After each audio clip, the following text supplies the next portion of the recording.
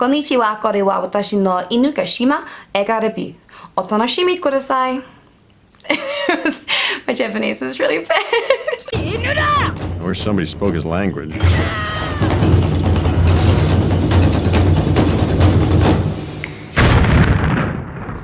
Wow. Isle of Dogs is Wes Anderson's 9th film and second foray into stop motion animation. This time we are on a futuristic version of Japan where Maya Kobayashi has banned all dogs to an island called Trash Island. The first dog to the island is Spot, which is Maya Kobayashi's orphaned nephew's dog. 6 months after being sent there, Atari, the nephew, goes to Trash Island to try and find his lost pet. Firstly, let me start by saying that this is a beautiful looking film, which is actually quite surprising given that the colour palette used is really quite bleak and icky. We get the idea. You're looking for your lost dog Spots. The stop motion animation is wonderful. It really blows my mind the patience that you must have to make a movie like this. For those of you unfamiliar with stop motion animation, it's where the camera takes a series of photographs and then places them all together like a flip book to actually make the movie. In the case of Isle of Dogs, there were 130,000 of these images used to make this film.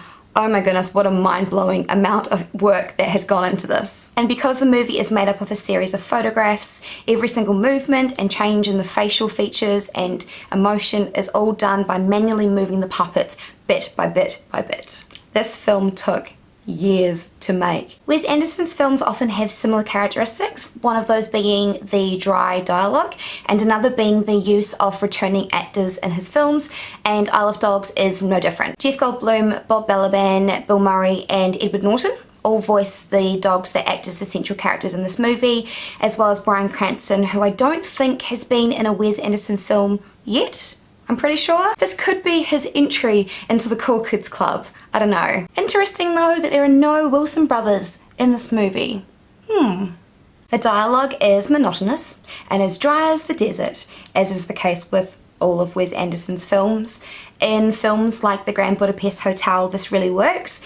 In Isle of Dogs, not quite as much. I think mainly because the dry dialogue often goes hand in hand with characteristics and body language and expression, and you lose a little bit of that when you're working with animation versus real life actors. In terms of the story, there were some things that I really liked and there were some things that I didn't like as much. It took me a while to get into this one actually. The beginning's quite slow and then it builds up in the second act and then it kind of tapers off by the third act. The Japanese characters in this film speak Japanese throughout the movie, sometimes with English translations and sometimes without. This was a weird decision. I'm not really sure what he was going with this one. I would have preferred if the entire movie was just in Japanese. No translations, no subtitles.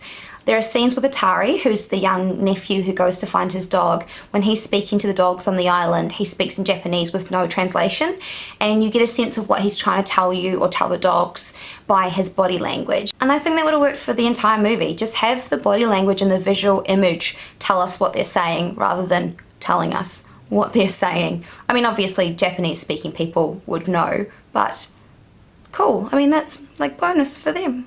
Probably my biggest problem with this movie is the character of Tracy, who is voiced by Greta Gerwig. She's an American exchange student and had no point in the movie. Didn't really like her character, didn't think she added anything to the film. Either they could have just used another Japanese character, I don't know why she had to be American, or like just get rid of her altogether.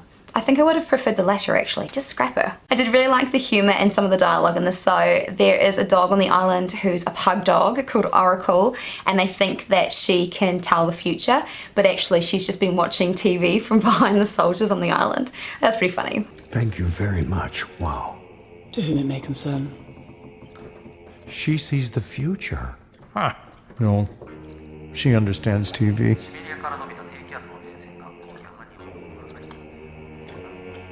This film isn't going to be for everyone. I feel like people that love animation are going to respect how much work has gone into making this movie look the way that it does. Die-hard Wes Anderson fans are going to love it because it fits within his kind of formula. I'm going to give Isle of Dogs a 7 out of 10. Side note, Alexander Desplat, he's French, so I feel like it should probably be Display, oh, I'm butchering his beautiful name, I'm sure.